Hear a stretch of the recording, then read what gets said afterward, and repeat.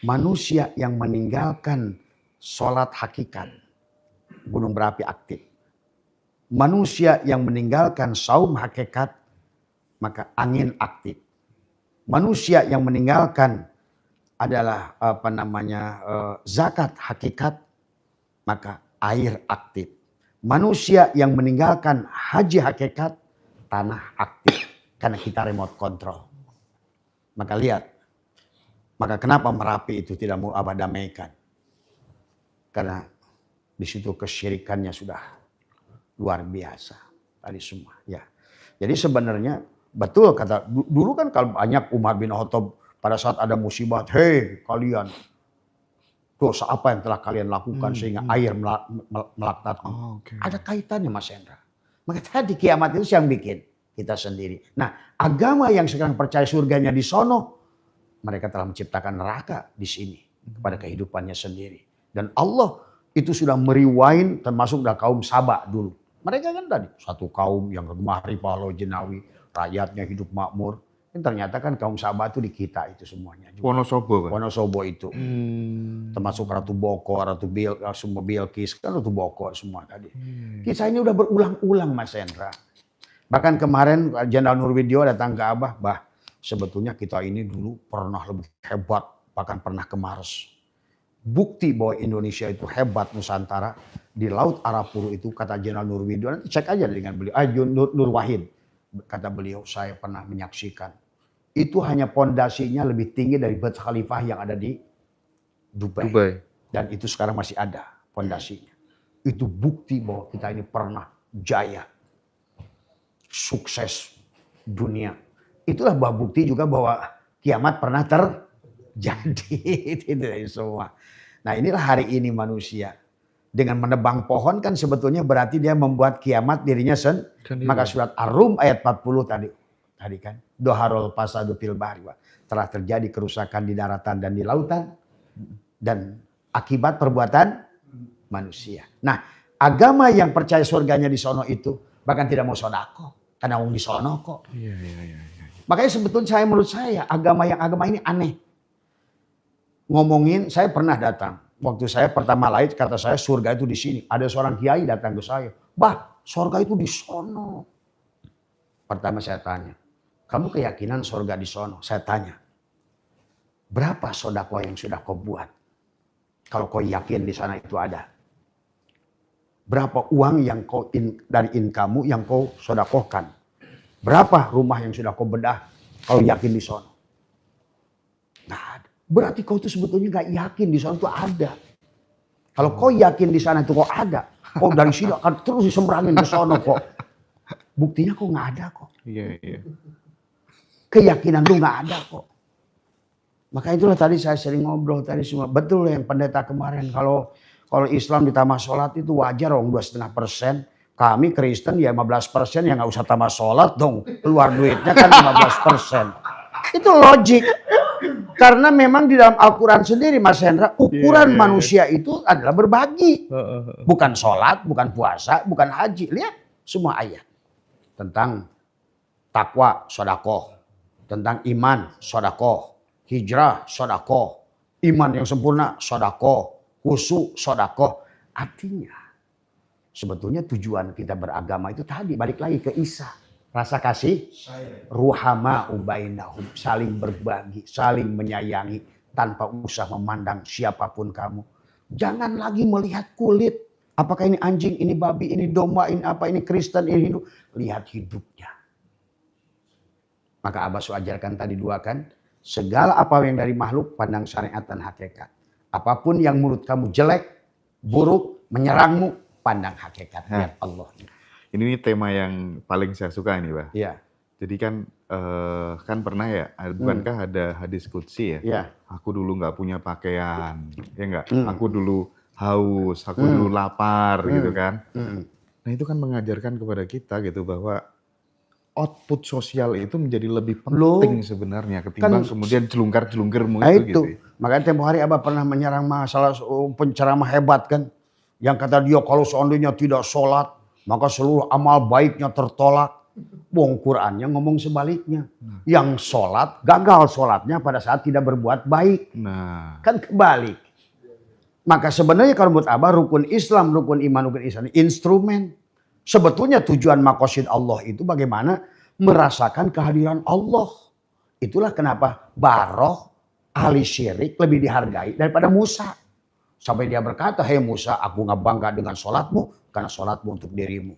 Hai Musa, aku nggak bangga dengan dikirmu karena dikirmu untuk, tapi aku bangga dengan Baroh pada saat dia berbagi pada manusia." Itulah Isa. Makanya tadi letak tubuh kita ini Isa itu di dada karena di sini Rahman, Rahim. Di sinilah. Tadi bukan Rahman, Rahim, bukan benci dengki. Rahman, Rahim. Ini kan diisi sekarang mah. Benci. Jidatnya hitam tahajud, tapi di sini benci dengki. Bukan Rahman Rahim. Ini yang terjadi hari ini. Karena agama dijadikan tujuan.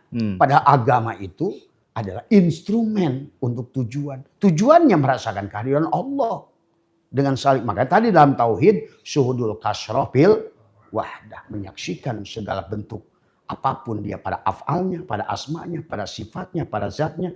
Yang kulihat. Fa'aina matuwallu. Pasama wajhullah. Maka aku mencintai apapun. Tanpa aku harus tertipu dengan bentuk dan rupa. Seharusnya begitu. Maka nggak ada lagi. Nah itulah akhirnya bebas dari penyakit kulit. Bebas dari penyakit buta. Keluar dari bui Ashabul Kahfi. Keluar daripada guha. Itu kan istilah-istilah itu sebetulnya. Tadi semua. Tapi bagaimana Abah memberikan nasihat kepada teman-teman yang ketika ngeluarin uang. Entah itu untuk rumah layak huni lah. Entah itu untuk ngasih buka puasa dan aduh. Eman-eman ya, ini saldoku berkurang ya. Jadi tidak menemukan kenyamanan pada saat kemudian mengeluarkan uang itu gitu. Sementara riset di barat banyak sekarang profesor menemukan bahwa semakin orang banyak mengeluarkan uang untuk berbagi, semakin kaya. Lu semakin kaya. Oh iya. Tadi saya ngobrol dengan Pak Abu. Abah itu tidak punya PT, tidak punya usaha. Tapi dari mulai saya bilang ke Pak Abu dari 30 tahun yang lalu hanya belajar, bahkan dulu 30 tahun yang lalu saya pertama kali jadi Ustadz Mas Hendra ceramah. Saya buka pengajian di sini 5 orang. Dari 5 orang, 10 orang, 20 orang setiap ceramah saya bagi uang. Sampai timbullah fitnah di kampung ini. Itu katanya Ustadz apa? Habis ceramah dibagi duit, kasih tahu ke mereka Ustadz baik. Jadi abis ceramah bagi duit karena pola pikirnya udah kayak kuda. Perkara yang baik pun dianggap jelek. Iya betul. Kan seharusnya kok dianggap aneh abis ceramah. Mungkin kalau mereka kan kebiasaan mereka abis ceramah narik duit. Kalau ini kebalik. Abis abah ngasih ceramah malah ngasih duit. Nah itu kan wah bid'ah ini kan gitu. Bid'ah dalam otak dia gitu. Berseberangan. Padahal kalau Abah di sini dulu dari awal pun kata Abah, Abah itu masih ada di sini ngelatih orang sholat itu dari mulai, bahkan masih syariatnya masih luar biasa gitu kata dia semua. Sekarang gimana, Bah? Sekarang kan udah sadar, udah sadar tadi semua. Jadi kalau makanya sebetulnya kalau udah ketemu kesadaran Allah tuh ngasih mudah kok, sholat, puasa. Haji cukup dengan jadi semua tuh. Ini jidat udah hampir patah, masih Allahnya nggak ketemu terus di Mekah terus tadi semua. Inilah tadi semua. Inilah yang harus makanya kita itu harus naikkan kesadaran itu. Akhirnya kalau orang masih di bawah diinjak-injak terus, pusing terus, coba kamu naik. Akhirnya kamu akan menikmati dan itulah sorga. Maka kata Nabi kalau sudah sampai di sorga semuanya indah, nggak ada sholat, nggak ada puasa. Di sorga itu nggak ada. Siapa sorga itu? Allah lah sorga itu. Bahkan nggak ada lagi khamr haram, babi juga. Nah iya, sebetulnya. Iya, Pak Kojem sekarang ketularan berani ya, kalau ngomong. Iya. Nah, ya dulu kan saya saya bilang nih Pak Kojem tuh karena masih tadi ya sebetulnya belum al-mutu qabla tamutu bener itu. Sebetulnya orang siapapun Mas Hendra kalau udah mati nggak ada takut kok. Iya. Nggak bakal takut. Nggak usah didesain berani itu. Berani itu muncul di diri kok sebenarnya. Iya, iya. Pada saat kalian layam likuli nafsi, nggak ada. Tadi kayak sodakoh tadi. Kenapa takut? Wong kita ini. Maka Abah pernah diuji oleh Allah itu dengan kerja sekian puluh tahun, mencalonkan bupati, habis 12 miliar, tapi kok nggak bergeming? Kata orang, itu Pak Abah nggak merasa sedih. Kenapa sedih? Wong saya lahir telanjang. Gitu. Nah itulah kenapa kita harus telanjang itu Mas Hendra. Di Ramadan inilah cara kita mentelanjangi diri kita.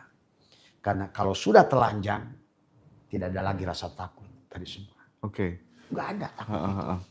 Ngomong soal berbagi, Bah. Kan menurut pandangan masyarakat umum, ketika misalnya dirimu udah sukses, terus kemudian kamu nakal nih, punya simpanan lah, ke tempat hiburan malam lah, atau kemudian dan lain-lain, pasti hidupmu hancur. Tapi banyak Bah yang kayak gitu malah justru naik terus. Gimana dong, Bah? Lah, tadi kita ngobrolin bab pernikahan. Sama siapa ya? Mas itu ya? Tadi semua. Kan sekarang ini kata saya, di kita ini nikahnya pakai KUA, didoain banyak kiai, betul, kendurinya rame. Tapi kemudian kenapa akhirnya banyak KDRT, bahkan terjadi kawin cerai, saling siksa, bahkan saling bunuh di kita ini. Tapi kata dia, kenapa ya di Korea, di Jepang, di Eropa nggak ada KUA, kawinnya nggak rame-rame, nggak pakai doa, anaknya sukses, keluarganya bahagia, itu kan dari semua. Nah, inilah yang harus kita pahami. Termasuk kata saya, kenapa satu hal yang tidak oleh dimansuk satu ayat dalam Al-Quran itu adalah auma malakat aimanuhum itu. Inilah sebetulnya bab yang sebetulnya Imam Hanafi kenapa kawin itu tidak perlu saksi dan wali. Karena hakikat nikah itu harus dipahami sebetulnya. Cinta. Tadi kembali lagi kalau Isa udah lahir, bukan masalah di KUA-nya sebenarnya.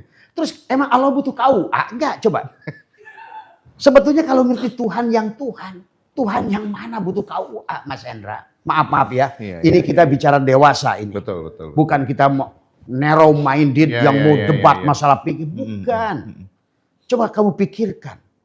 Apa Tuhan tuh butuh KUA? Wong nikah kita di Islam saja hari ini belum baru hari pada menikah baca ta'lil talak. Kalau 6 bulan, kalau tidak ada ini udah saling ancam. Coba.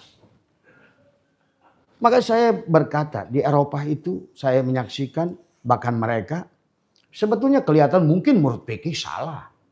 Tetapi mereka menemukan esensi daripada isi Al-Quran tentang bagaimana pernikahan itu. Makanya wa min ayatihi an khalaqalakum min azwajan litaskunu ilaiha. Jadi secara nuraninya sebetulnya banyak sekarang orang kalau menurut saya nikah dan kawin tapi mereka itu zina. Kalau berdasarkan bahasa Al-Quran. Setuju. Iya. Tapi mereka yang timbul ruhama'u bainahum datang dengan cinta. Dia jaga keluarganya. Maaf ya barangkali. Kemarin ada juga tadi malam tuh ada juga yang nanya tuh di Kalimantan. Nanti anaknya anak siapa kalau kayak begitu? Kata saya sebenarnya hari ini pun walaupun kamu dikawinkan oleh KUA, kamu itu tidak memiliki anakmu. Maka jangan aneh kata saya. Kamu kayak kemarin ada tuh kasus di sana. Orang nikah 18 tahun. Dinikahkan oleh ulama. Saksinya bahkan kalau orang tua saya ini orang kaya. Ulama dihadirkan. Doanya banyak. Sampai hari ini saya nggak punya anak. Pembantu saya anaknya. Dia nakal di kebun pisang malah hamil. Nah, terus kata dia Tuhan bagaimana ini aturannya? Iya. Nah disinilah sebenarnya adalah Tuhan itu nggak pengaruh pada saat pernikahan. Ini juga kita itu memang kalau nanti ke depan itu memang pemahaman itu akan mulai manusia menyadari siapa sih Tuhan itu, apa sih yang dikehendaki oleh Tuhan itu, bahkan termasuk. Nah itulah kenapa di dalam kitab Mazhabul Arba'ah termasuk 4 imam berbeda pandangan dalam menyentuh perempuan, dalam menikah, beda.